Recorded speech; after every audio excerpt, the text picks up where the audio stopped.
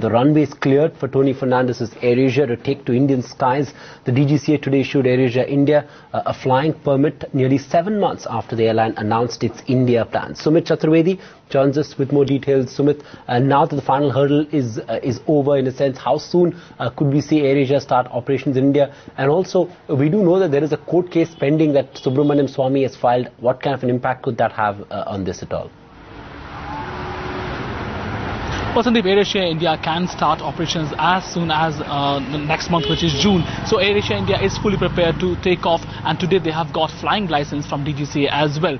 So the USP of AirAsia India is going to be the really low fares. We were speaking to many officials in AirAsia India, and they were telling us that the USP is going to be the really low fares. But overall, the AirAsia, which is the Malaysian carrier, the USP is the disintegration of airfares. That means airfare is divided into many components, and the passengers really they pay for what they want and what they are the services they are availing, and not for the full fare. So that is the USP of AirAsia going to be. So officially a 7th airline has been born in India, and AirAsia India going forward is likely to bring back the era of Air Deccan when the airfares were really low. As far as the Delhi High Court case is concerned, Subramaniam Swamy had filed in PIL, and the hearing is going to happen on July 11th. But we don't see much happening in this case, because it is really the Delhi High Court has already refused to put a stay on AirAsia India's the operations. So come July 11th, it will be clearer what is going to happen. But as far as stay is concerned, there is no stay. So AirAsia India is going forward and is preparing to take off next month. So AirAsia India is going to bring back the era of Air Deccan when the airfares were really low. So clearly, passengers should brace themselves for getting low airfares in India. But the disappointment is that AirAsia India has still not decided that they will start operations from Delhi and Mumbai.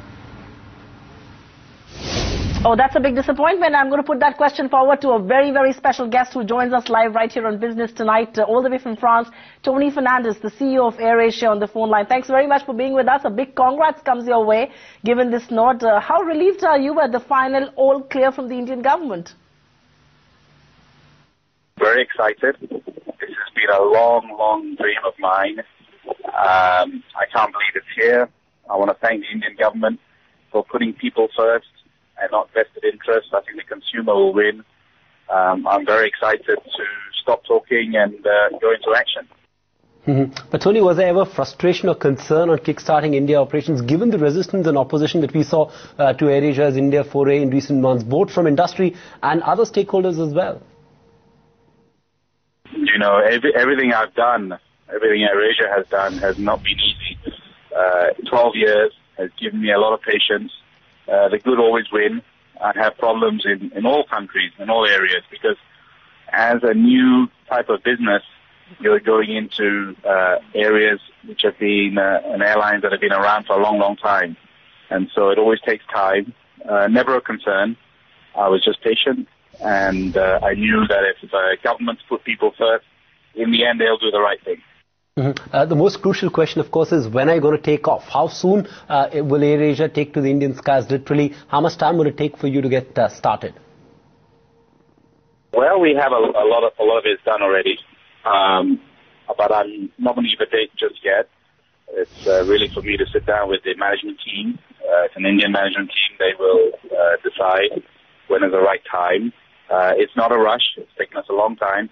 But we have to execute properly. If we come in and we want to do it properly and we want to do it well, so just bear with us, people of India, and let ITU make the announcement at the right time. When we're ready, we'll make sure that we give a product that everyone will be very happy with. So how soon are you really looking at operations? The first half or the second half of this fiscal? It would be the second half for sure. Okay, now, and how exactly are you looking to redefine the whole low-cost aviation space in India? Execution is clearly key on this front, and you are the master of this trade, aren't you? Well, wait and see. I think it's time to stop talking, and it's time to actually start delivering. Implementation is now key. Talk is cheap. I've done a lot of that. I'd rather you two and the team start putting actual results and implementing it. So let's wait and see. And we feel that we can do something quite unique in India and really allow everyone to fly and really give it a good low-cost product.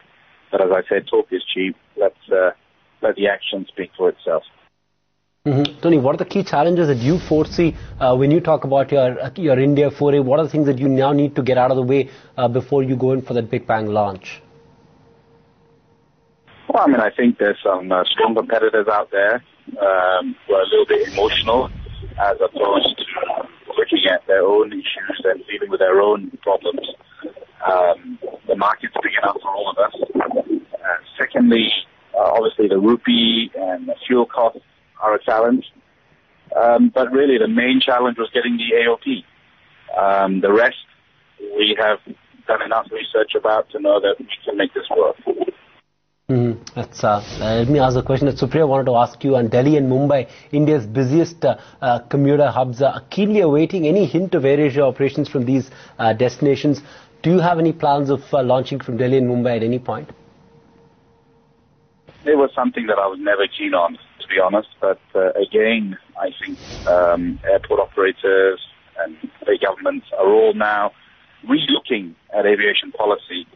And I think what was something closed in my mind and Mitu's mind is certainly something that Delhi and Mumbai will certainly be something the board of AirAsia India will certainly be discussing going forward. It's certainly not something that we are totally opposed to anymore, because I think things are changing from airport operators as well.